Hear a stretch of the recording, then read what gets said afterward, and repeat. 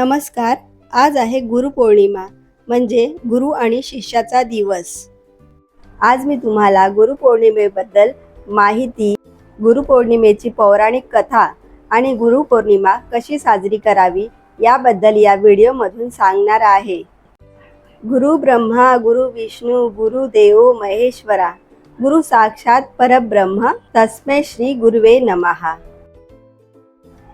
संपूर्ण भारतात गुरुपौर्णिमेला विशेष असे महत्त्व आहे. गुरुपौर्णिमा भारतात मोठ्या उत्साहात आणि आनंदात साजरी केली जाते. गुरुपौर्णिमेला आषाढ पौर्णिमा आणि व्यास पौर्णिमा म्हणूनही ओळखले जाते. यंदाची गुरुपौर्णिमा ही 10 जुलै 2025ला साजरी केली जाणार आहे. हिंदू धर्मामध्ये गुरुला देव समान दर्जा देण्यात आला आहे. या शुभदिनी गुरूंचा आशीर्वाद घेतला जातो आणि गुरूंची मनोभावे पूजा केली जाते. गुरुपौर्णिमा ही महर्षी वेदव्यास यांना समर्पित करण्यात आली आहे, कारण याच दिवशी महर्षी वेदव्यास यांचा जन्म झाला होता. त्यामुळे हा दिवस गुरुच्या प्रती सन्मान आणि आदर व्यक्त करण्यासाठी साजरा केला जातो. आता आपण जाणून घेऊया गुरुपौर्णिमा का साजरी केली जाते. महर्षी वेदव्यास यांना वेदांचे निर्माता म्हटले जाते. पौराणिक कथेनुसार महर्षी वेदव्यास यांचा जन्म आषाढ महिन्यातील पौर्णिमेच्या दिवशी झाला होता. त्यामुळे वेदव्यास यांचा जन्मदिन हा गुरुपौर्णिमा म्हणून साजरा केला जातो. हा दिवस गुरुपौर्णिमा म्हणून साजरा करण्याची परंपरा फार जुनी आहे. ही परंपरा आजतागायत पाळली जात आहे.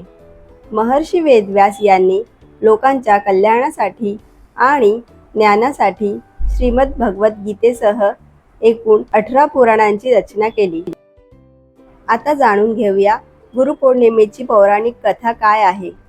गुरुपौर्णिमेची पौराणिक कथा अशी की आषाढी पौर्णिमेच्या दिवशी ऋषी पराशर आणि निषाद कन्या सत्यवती यांच्या पोटी महर्षी वेदव्यास यांचा जन्म झाला. असे म्हटले जाते की वेदव्यास यांनी बालपणीच त्यांच्या पालकांना परमेश्वराचे दर्शन देण्याची इच्छा व्यक्त केली होती, परंतु त्यांची आई सत्यवतीने ही इच्छा नाकारली. मग वेदव्यास हट्टीपणा करू लागले. त्यावर त्यांच्या आईने वेदव्यास यांना जंगलात जाण्याचा आदेश दिला. तसेच जेव्हा तुम्हाला घरची आठवण येईल तेव्हाच परत या असेही सांगितले. त्यानंतर वेदव्यास यांनी घनदाट अरण्यात घोर तपश्चर्या केली. त्यांच्या या घोर तपश्चर्येमुळे त्यांना पुण्यप्राप्ती झाली आणि वेदव्यासांनी संस्कृत भाषेवर प्रभुत्व मिळवले. यानंतरच त्यांनी 4 वेदांचा विस्तार केला. तसेच महाभारतासह ब्रह्मसूत्र आणि 18 महापुराणांची रचना केली. महर्षी वेदव्यास यांना 4ही वेदांचे ज्ञान होते. त्यामुळेच या दिवशी गुरुची पूजा करण्याची परंपरा शतकानुशतके चालत आलेली आहे. आता जाणून घेऊया बौद्ध धर्मातील महत्त्व. बौद्ध धर्मातही गुरुपौर्णिमेला विशेष महत्त्व आहे. गौतम बुद्धांनी याच दिवशी सारनाथ येथे आपल्या शिष्यांना पहिले प्रवचन दिले होते. त्यामुळे बौद्ध अनुयायी देखील या दिवशी आपल्या गुरुजनांचा आदर करतात आणि त्यांच्या शिकवणींचे पालन करतात. गुरु शिष्याचे नाते. गुरुपौर्णिमा हा दिवस गुरु आणि शिष्य यांच्यातील पवित्र नात्याचा उत्सव आहे.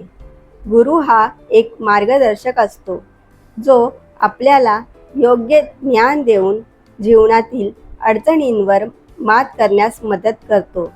या दिवशी शिष्य आपल्या गुरुजनांना आदराने भेटतात आणि त्यांचे आशीर्वाद घेतात. आता जाणून घेऊया गुरुपौर्णिमा साजरी करण्याची पद्धत.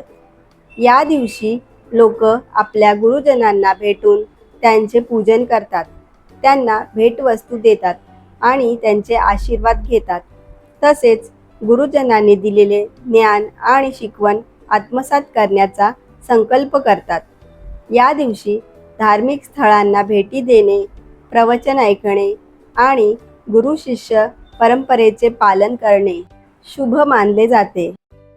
तुम्हाला जर ही माहिती आवडली असेल तर आमच्या चॅनलला लाईक, शेअर आणि सबस्क्राईब करा.